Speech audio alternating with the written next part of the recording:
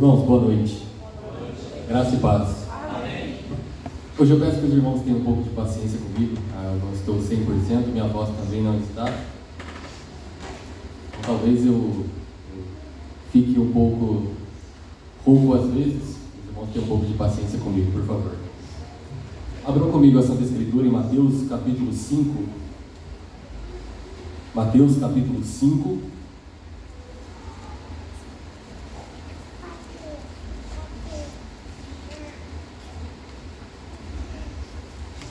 Mateus 5, do verso 21 até o verso 26. Eu farei a leitura e peço que os irmãos estejam acompanhando atentamente. Assim diz a palavra do Senhor. Ouvistes que foi dito aos antigos: não matarás, e quem matar estará sujeito a julgamento. Eu, porém, vos digo que todo aquele que sem motivo se irar contra seu irmão estará sujeito a julgamento. E quem proferir um insulto a seu irmão estará sujeito a julgamento do tribunal. E quem lhe chamar tolo estará sujeito ao inferno de fogo.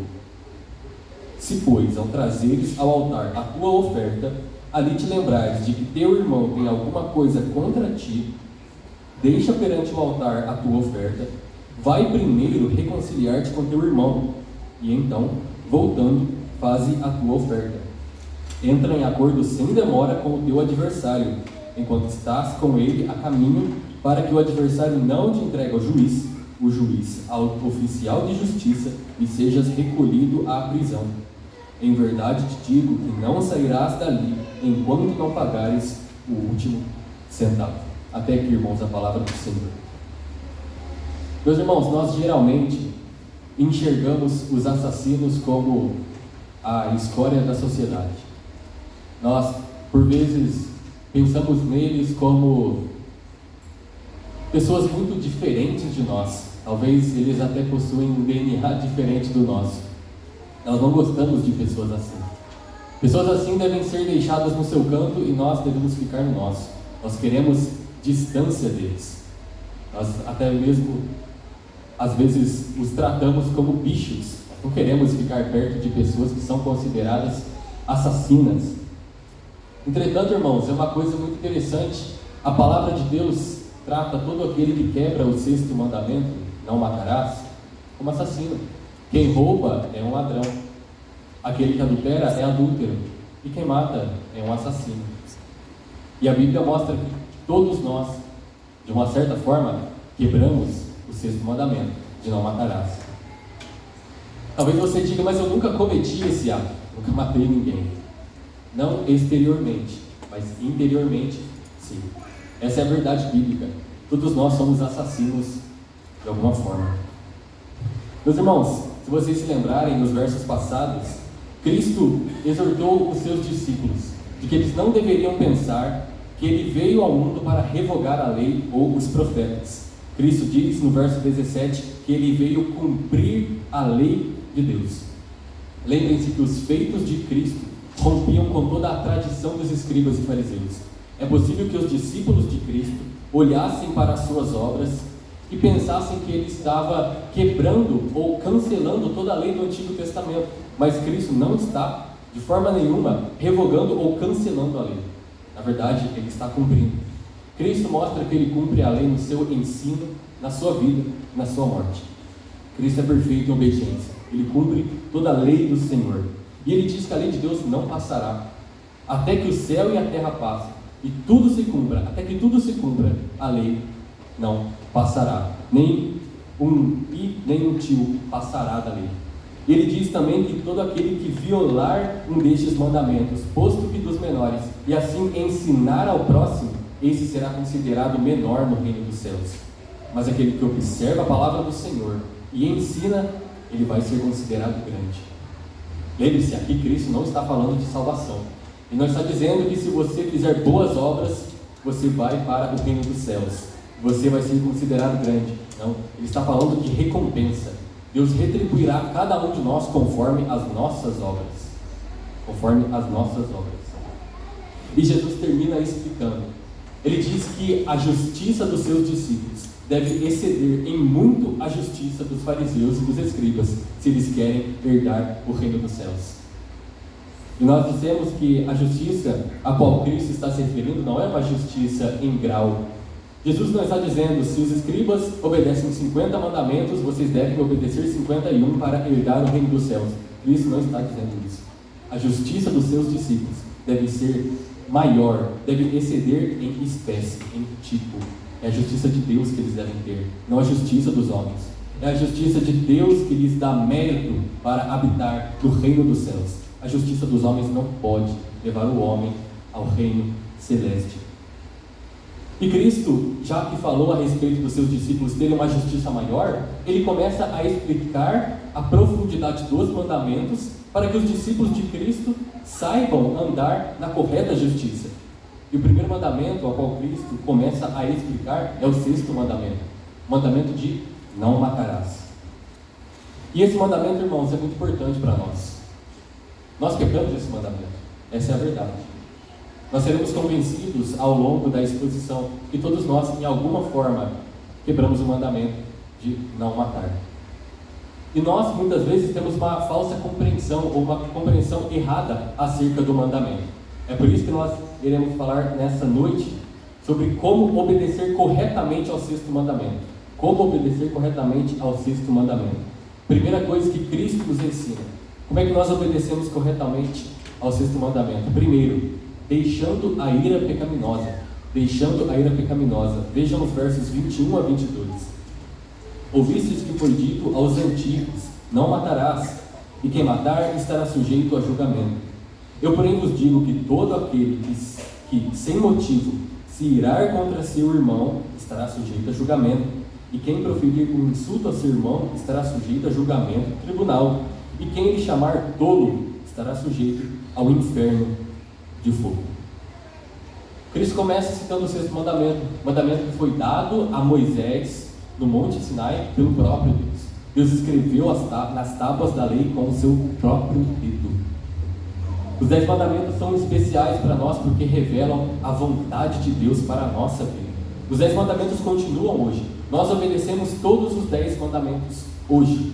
Ele ainda vale para nós. E vocês percebem que Cristo está corrigindo a forma como os seus discípulos enxergavam e interpretavam os mandamentos. Cristo diz, olha, vocês ouviram o que os antigos disseram. Eles disseram, não matarás, e quem matar estará sujeito ao julgamento. Isso é verdade, irmãos, não há problema aqui. O que os antigos disseram é verdade. Matar é pecado, e quem matar estará sujeito ao julgamento. Mas Jesus mostra a profundidade do mandamento. Eles estavam interpretando errado. Para eles o mandamento era só uma questão superficial. Para eles, cometer o pecado de não matar é somente no ato de tirar a vida de alguém. Mas Cristo mostra que o mandamento de não matar é muito mais profundo. As tradições dos escribas e dos fariseus deixaram os mandamentos de Deus em um sentido abaixo da vontade do Senhor. Deus não deseja que os seus filhos obedeçam aos seus mandamentos somente de forma superficial ou de maneira exterior.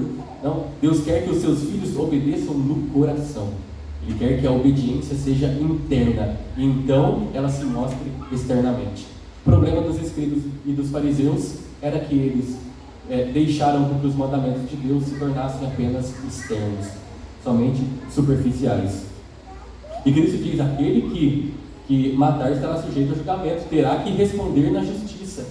Ele será preso e deverá ser punido. E Cristo diz, eu porém vos digo. Irmãos, aqui é uma coisa interessante. Cristo tem autoridade. Ele fala da parte de Deus, porque Ele é o próprio Deus. Ele tem autoridade para demonstrar corretamente a profundidade dos mandamentos do Senhor. E Jesus começa a corrigir essas falsas interpretações. É como se Cristo dissesse, olha, vocês aprenderam dessa forma dos escribas e dos fariseus, mas eu quero mostrar a vocês a correta compreensão dos mandamentos. O que está em jogo é isso. A lei de acordo com Cristo e a lei de acordo com as tradições. Cristo, irmãos, chama a atenção para a atitude do coração. Cristo começa a falar de ira. Ira é algo que começa no coração. A ira não é perceptível até que algo aconteça. A ira parte do coração. E Cristo chama a atenção para o nosso coração. Mateus, no capítulo 15, verso 19, está escrito, porque do coração procedem maus desígnios, homicídios, adultérios, prostituição, furtos, falsos testemunhos e blasfêmias. Irmãos, é do coração que o pecado começa a progredir. Ele parte do coração. O homicídio parte do coração. O adultério começa no coração. O roubo começa no coração. É por isso que o mandamento é tão profundo, porque ele começa no coração. O ato não precisa ser consumado. Não é necessário que você tire a vida de alguém para quebrar o sexto mandamento. O próprio desejo maligno já é pecado. O desejo de ira contra alguém já é quebra do mandamento. Já é pecado aos olhos de Deus. Outro problema, irmãos, os intérpretes da lei estavam pecando não por aquilo que eles diziam a respeito do mandamento, mas o que eles deixavam de dizer. Isso é importante. O problema dos escribas e dos fariseus estava na omissão deles. Quer saber o porquê? Toda proibição de Deus carrega um elemento positivo. Toda proibição de Deus, toda lei que Deus diz não faça tal coisa, Deus quer que você promova o contrário. Por exemplo, quando Deus diz não furtarás, Deus deseja que o homem trabalhe. Deus deseja que o homem consiga as coisas de maneira lícita. Quando Deus diz não adulterarás, Deus quer que você promova santidade nos seus relacionamentos. Quando Deus diz não darás falso testemunho, Deus quer que você promova a verdade. Então Deus, quando proíbe alguma coisa, Ele quer que você promova o contrário. Quando Deus diz não matarás, Ele deseja que as pessoas promovam um bom relacionamento. Nós promovamos a vida um do outro, que haja proteção. E esse era o problema dos escribas e fariseus. Eles não estavam levando em conta o elemento positivo do mandamento. Eles não estavam fazendo aquilo que Deus queria que eles fizessem. Para eles, somente não matar já estava bom. Olha, não mato ninguém, não roubo, não faço isso. Somente isso não é cumprir o mandamento de Deus. E Cristo mostra algumas formas. Como se quebra o mandamento? Primeiro, Cristo fala a respeito da ira. Todo aquele que irar sem motivo contra o seu irmão será sujeito a julgamento. A ira, irmãos, é todo sentimento, todo ódio no coração contra a vida do outro. É todo sentimento de raiva contra o outro. Se você tem esse sentimento no seu coração, ou teve em algum momento, você já quebrou o sexto mandamento. Você já é, aos olhos de Deus, um assassino. Outra forma, Cristo diz que aquele que pronunciar um insulto contra o seu irmão, também já quebrou o sexto mandamento. Ele será sujeito a julgamento e também será sujeito ao inferno de fogo. E aqui algumas coisas interessantes. Cristo usa duas palavras para falar a respeito de insultos. Ele primeiro diz, no verso 22, que aquele que proferir um insulto, irmãos, essa palavra um insulto carrega um sentido de desprezo para com o outro. É como se a pessoa quisesse expressar o seu desejo chamando a outra de inútil, de imprestável, de insensato, estúpido. É isso que está por trás dessa palavra um insulto. E quando Cristo diz, e quem chamar o outro de tolo, é interessante porque essa palavra fala a respeito do caráter do outro. O insulto fala a respeito das questões intelectuais. O tolo fala a respeito da vida moral da pessoa. É como se alguém chamasse o outro de louco, de insensato, alguém que não teme a Deus, alguém que não é crente, alguém que é falto de sabedoria, que faz o que quer com a sua vida. Veja, no tempo de Cristo, esses insultos eram pesados. Hoje, às vezes, nós usamos esse tipo de linguagem para se referir a algumas pessoas. Mas o que Cristo está mostrando, irmãos, é que todo insulto provém da ira. O insulto nada mais é do que nós colocarmos para fora aquilo que está no nosso coração. Quando a ira se concretiza, se torna insulto. Nós matamos o outro com as nossas palavras. Nós lançamos facas com as nossas palavras. Matamos o outro com a nossa boca, com a nossa língua. E esse pecado é desprezível, porque se vocês notaram bem na leitura, fala a respeito de um irmão. Veja, se você disser isso contra o seu irmão, Meus irmãos, Deus não deseja que os seus filhos briguem entre si. Em Provérbios 6 está escrito que Deus odeia 6 coisas e a 7ª ele abomina, que é aquele que semeia contenda entre irmãos. Irmãos, Deus é o nosso Pai e Ele não deseja que nós briguemos entre si. Deus não quer que haja contendas entre nós. Deus não quer que nós nos matemos com palavras. Deus não quer que nós usemos a nossa boca para amaldiçoar o nosso próximo. Nós devemos usar a nossa boca para abençoar o outro. Qual que é a raiz do problema do insulto? É a ira. Qual que é o problema da ira? É o coração. Irmãos, e nós não atingimos o nosso coração. Somente quem atinge o nosso coração é o próprio Deus. A gente não consegue se mudar. A gente não consegue pegar o nosso coração e mudá-lo. A gente não consegue colocar carne no nosso coração de pedra. Quem faz isso é Deus. É Deus quem nos muda. É Deus quem tira a raiva, o ódio no nosso coração. Entretanto, é importante nós sabermos que nem toda ira é pecaminosa. Deus está falando sobre uma ira que é pecaminosa. A ira do orgulho, a ira da raiva, do furor, contra a vida do próximo. Porque nós vemos que em toda a Bíblia Deus demonstra a sua ira para com os pecadores. Cristo também demonstrou a sua ira santa, contra os escribas e fariseus, chamando-os de hipócritas, chamando-os de cegos, chamando-os de insensatos, porque eles eram de fato insensatos, mas Cristo não pecou. Deus também não peca quando demonstra a sua ira, porque são iras santas. Mas a nossa ira, irmãos, não é santa. Mas deveríamos ter uma ira santa contra o pecado. Deveríamos ter uma ira santa contra a injustiça. Infelizmente, a nossa ira é contra os nossos irmãos. Infelizmente, a nossa ira é contra o próximo. Infelizmente, a nossa ira parte do nosso coração, que é pecaminoso. E aquele que despeja toda a sua ira estará sujeito ao inferno de fogo. Já pensou nisso? A sua ira qualifica você para ir para o inferno de fogo. Essa palavra, irmãos, inferno de fogo, é muito importante entender. Cristo se refere a um lugar muito específico para os judeus. Era o chamado Vale de Inom. Era um lugar ao sul de Jerusalém e era um lugar onde alguns judeus sacrificaram os seus filhos para o ídolo Moloque. E era também o lixão de Jerusalém. O lixão. Aquele lugar é descrito como um lugar que cheirava mal, cheirava carniça, carne podre, porque pessoas eram queimadas lá, e lixo também. E os judeus pensavam que lá seria o lugar onde os ímpios seriam jogados no dia do julgamento.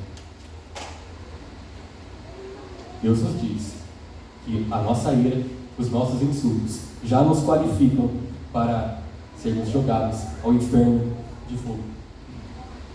Mas por que, irmãos, que Deus trata com tanta severidade a ira? Por que Deus trata com tanta severidade esse pecado? Porque Deus criou o homem à sua imagem e semelhança. Nós somos criados à imagem de Deus. Em Gênesis, no capítulo 9, Deus diz que aquele que derramar o sangue, pelo seu sangue será derramado, porque o homem foi feito à imagem de Deus. Tiago 3, verso 9, Deus diz que alguns usam a sua boca para abençoar o próximo e amaldiçoam o outro, que é feito à imagem de Deus.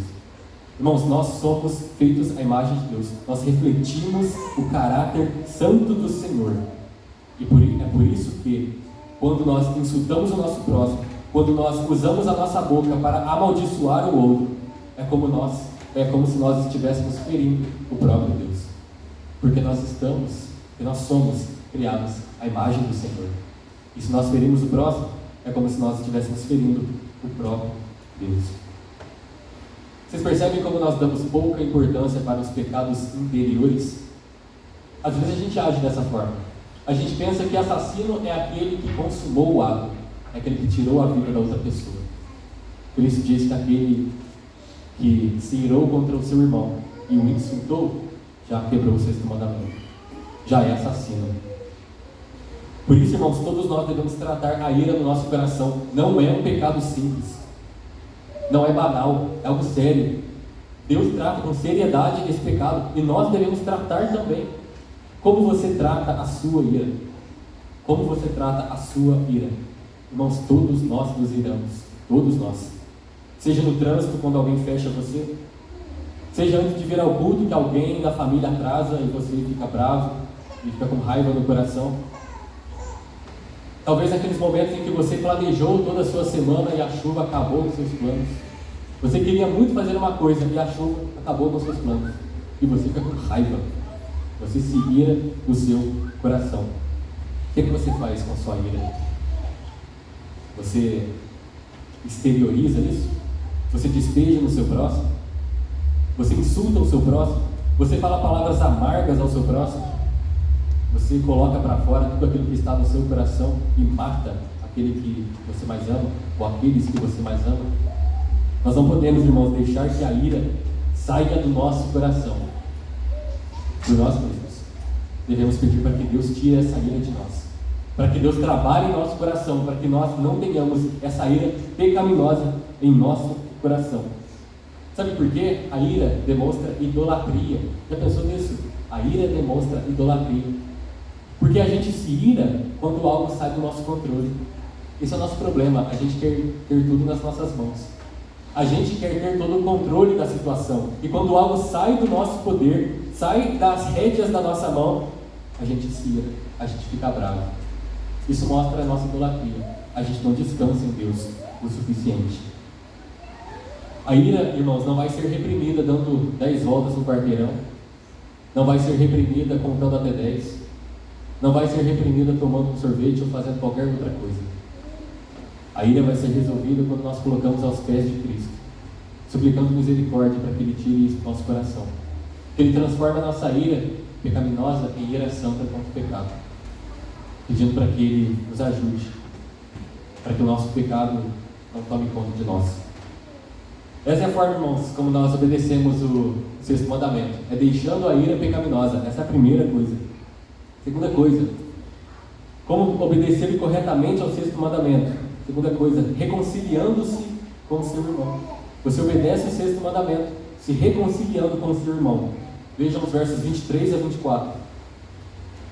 Se, pois, ao trazeres ao altar a tua oferta, ali te lembrares de que teu irmão tem alguma coisa contra ti, deixa perante o altar a tua oferta, vai primeiro reconciliar-te com teu irmão, e então, voltando, faz a tua oferta.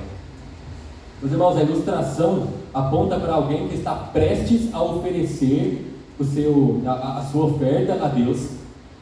Enquanto ele está indo para oferecer, ele lembra, tem um pensamento de que o irmão dele tem algo contra ele.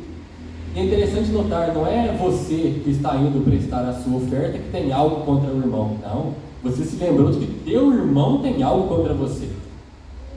E você é responsável pelo seu relacionamento com ele.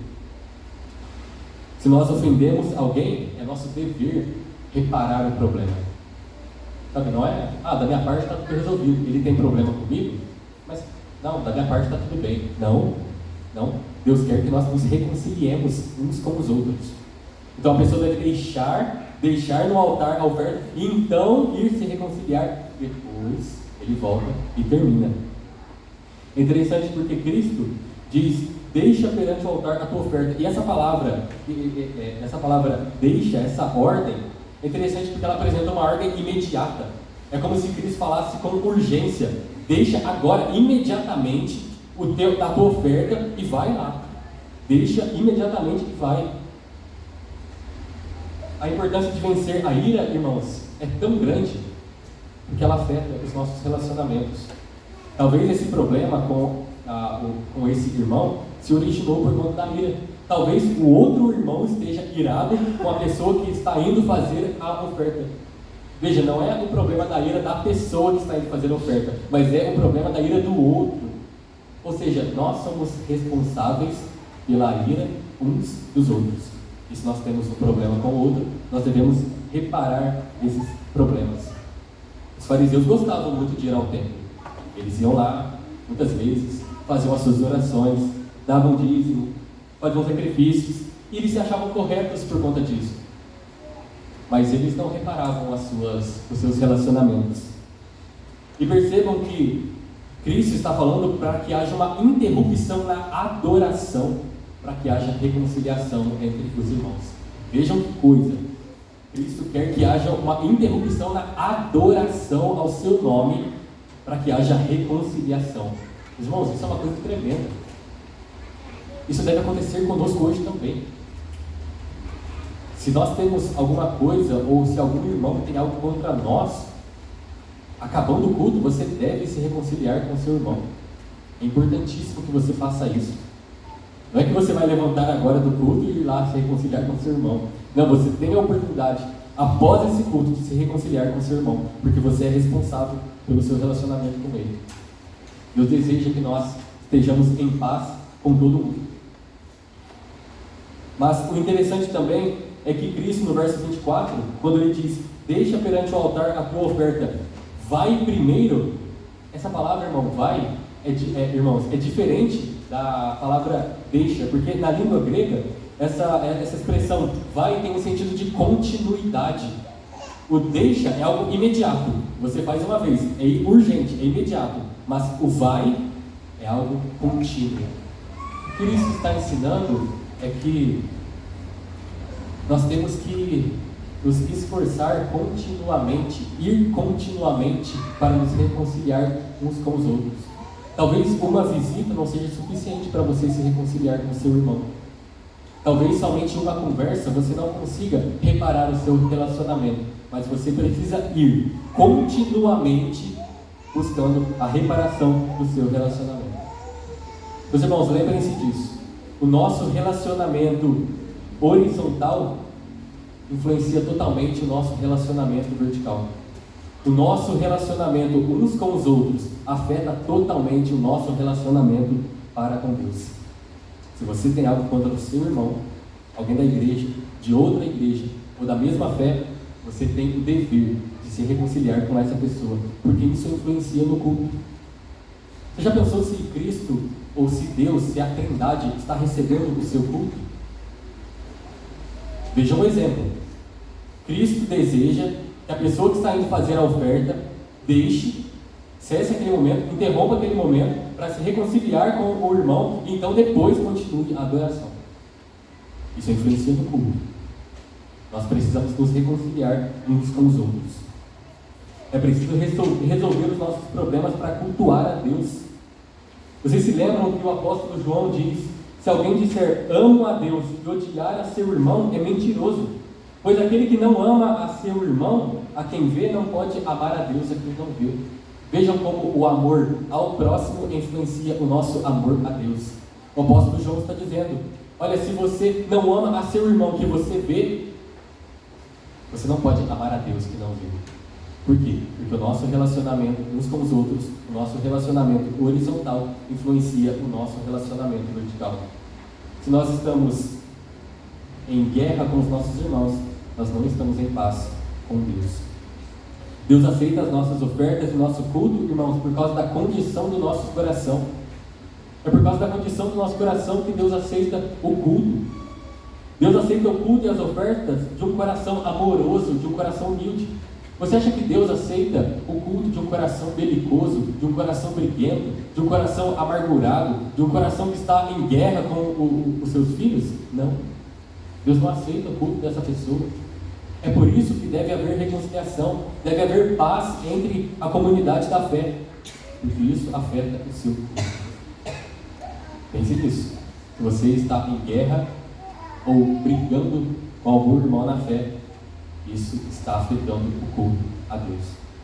E se você é um filho de Deus, você quer agradar o seu Pai, você quer cultuá-lo da forma como ele se agrada. Por isso você precisa reparar os seus relacionamentos. Essa é a segunda coisa, irmãos. Como é que nós obedecemos corretamente o sexto mandamento? Primeiro, deixando a ira pecaminosa. Segundo, reconciliando-se com seu irmão. Terceira coisa, entrando em acordo com o seu adversário. Entrando em acordo com o seu adversário. Vejam o verso 25 e 26. Entra em acordo sem demora com o teu adversário, enquanto estás com ele a caminho, para que o adversário não te entregue ao juiz, o juiz oficial de justiça, e sejas recolhido à prisão. Em verdade te digo que não sairás dali, enquanto não pagares o último centavo. Agora, irmãos, Cristo usa outra ilustração. Ele fala a respeito de dois homens que estão a caminho da corte para reparar os seus problemas. E eles estão indo para que essa disputa seja encerrada. Jesus diz que esses homens devem encerrar a disputa sem demora. Eles devem imediatamente acabar com esse problema, porque alguém pode ser jogado na prisão e lá essa pessoa vai ficar até que pague o último centavo. É possível que essa briga aconteceu por causa de dinheiro. Os irmãos notaram na leitura, no verso 26, Cristo diz que ele não sairá da prisão até que pague o último centavo. Então é muito provável que nessa ilustração Cristo esteja falando de alguma dívida. Alguém devia para o outro, não pagou, então a pessoa o levou para a corte e essa pessoa foi levada à prisão. Vejam que Cristo falou primeiro da comunidade da fé. Nós devemos ter um bom relacionamento uns com os outros, com os nossos irmãos. Agora ele fala do nosso adversário. Vejam que coisa, irmãos, nós temos que estar em paz, até mesmo com os nossos adversários. A ilustração do homem na igreja enfatiza a necessidade da reconciliação. Por que a necessidade? Porque afeta o nosso culto. Mas a ilustração de Cristo agora apresenta a urgência da reconciliação. A reconciliação é algo urgente, por quê? Porque pode ter consequências grandes. Irmãos, quando nós não reparamos um problema, ele só cresce. Quando nós deixamos o problema ali e não fazemos nada, ele não vai se resolver sozinho. Ele vai gerar mais problemas. E se o problema é oriundo de pecado, vai crescer mais. Haverá mais pecado envolvido. É por isso, há uma urgência em reparar os nossos problemas. E ao optar por não se reconciliar, o discípulo corre o risco de ser julgado. E nós aqui estamos falando do julgamento humano e o julgamento de Deus. Nós precisamos nos reconciliar uns com os outros. Jesus ensina, irmãos, que nós devemos retirar qualquer barreira, qualquer coisa que esteja prejudicando o nosso relacionamento com os nossos irmãos e os relacionamentos com os nossos adversários. Nós não devemos promover coisas que nos façam ter problemas com os outros. Nós devemos ter um bom relacionamento com todo mundo. O principal ensino de Cristo nessa ilustração é que nós não devemos deixar os nossos problemas para resolver amanhã. Sabe aquela ideia? Amanhã eu resolvo o meu problema. Amanhã eu faço isso. Não, é resolver agora. É urgente. Resolva agora o seu problema, para que não haja consequências maiores depois. Vocês se perguntaram como é que isso está relacionado ao sexto mandamento? Irmãos, é porque a nossa compreensão dos mandamentos também é superficial. Nós cometemos o mesmo problema dos escribas e fariseus. Nós reduzimos os mandamentos de Deus a apenas algumas coisas. Não, se eu não fizer isso, eu não estou pecando. Não, é algo muito mais profundo. Veja, se eu não estou em paz com o meu irmão, quebrei o sexto mandamento. Se eu estou irado contra ele, quebrei o sexto mandamento. Se eu não estou em paz com o meu adversário, quebrei o sexto mandamento. E eu sou assassino. Essa é a nossa condição. É isso que Cristo está dizendo. Deus não exige que nós somente perdoemos com o nosso coração. Já ouviu pessoas que falam isso? Não, eu já o perdoei no meu coração. Mas ela não foi resolver o problema com a pessoa. A outra pessoa ainda está irada. A outra pessoa ainda está com problemas com você. Por isso, você deve resolver o seu problema com a outra pessoa. Se você tem problemas com alguém, resolva logo. Resolva. Paulo diz em Romanos 12: no que depender de vós, tende paz com todos os homens. Todos os homens. Esse é o mandamento de Deus. Irmãos, o amor ao próximo deve dominar o nosso coração, de modo que não haja ira em nosso coração, de modo que não haja rixa entre nós, de modo que não haja rixa contra os nossos adversários.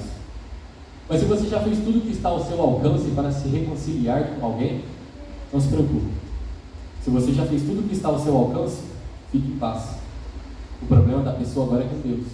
Você não consegue fazer com que todas as pessoas estejam em paz com você. Você deve se esforçar, mas há pessoas que não vão aceitar.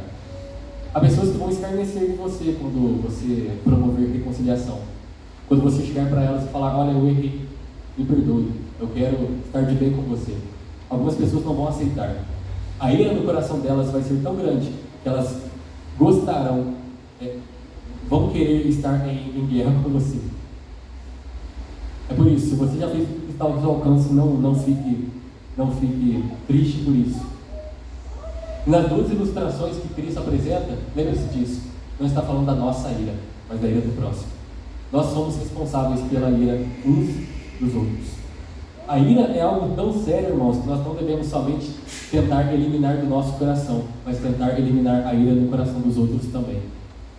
Já imaginou isso? Você cumpre o 6º mandamento, fazendo com que não haja ira no coração dos seus irmãos. Você promove a vida, você os protege, você os ajuda, de forma que eles não se iram contra você. E dessa forma você está obedecendo corretamente ao 6º mandamento do Senhor. Muitos dos nossos relacionamentos não seriam destruídos se nós não deixássemos para amanhã. Muitos dos nossos problemas seriam resolvidos se nós tivéssemos imediatamente resolvido aquilo no dia. Mas o problema é que nós deixamos para depois. E qual que é o momento certo, irmãos, que nós resolvemos o problema? É quando nós tomamos consciência dele. A partir do momento que você sabe que alguém tem algo contra você, você tem o dever de ir lá se reconciliar com ele.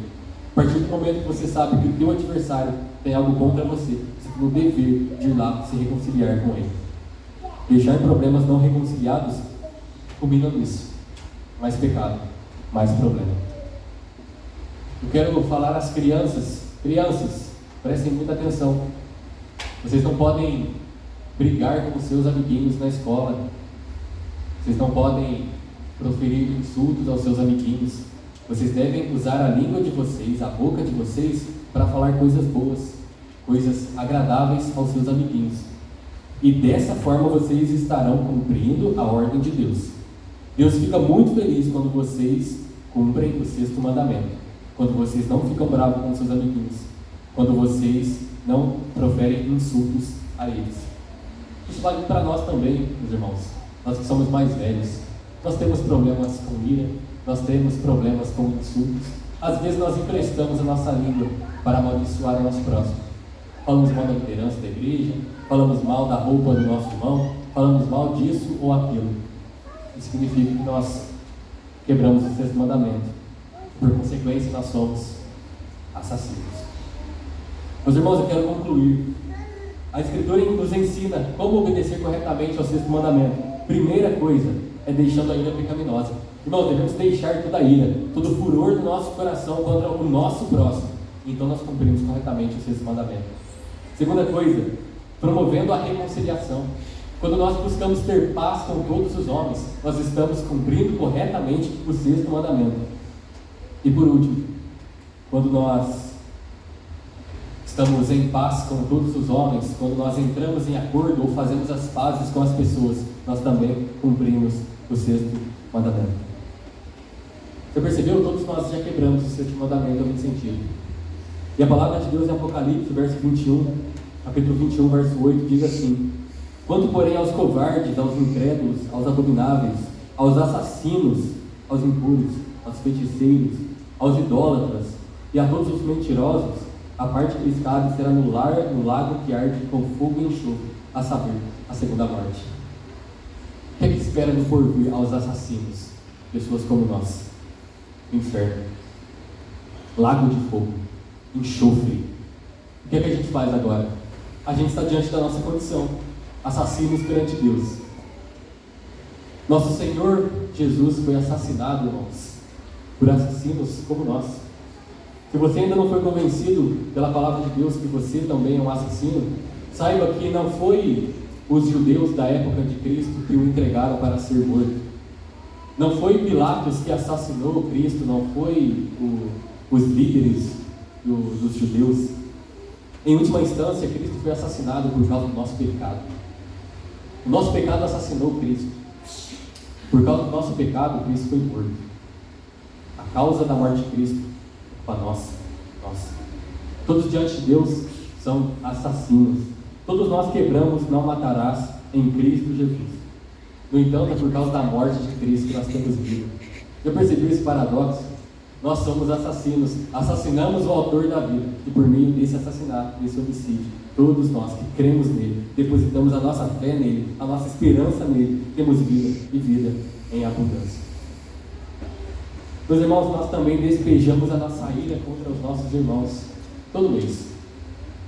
Nós despejamos a nossa ira sobre a nossa família, sobre os nossos amigos, sobre as pessoas do nosso trabalho. Em nosso coração nós já os matamos várias vezes.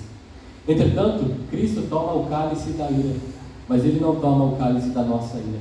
Ele toma o cálice da ira de Deus.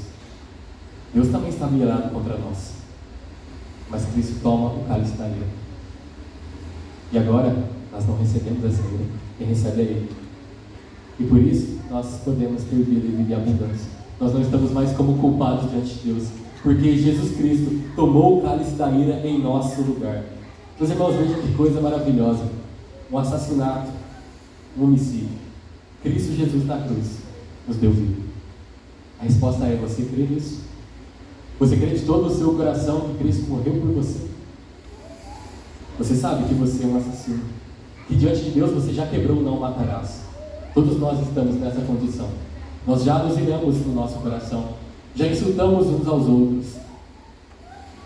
Mas você crê no sacrifício de Cristo? Se sim, o lago de fogo não será para você. Você estará eternamente com o Senhor. Você estará eternamente com Cristo Jesus. Que Deus nos abençoe, irmãos. Amém.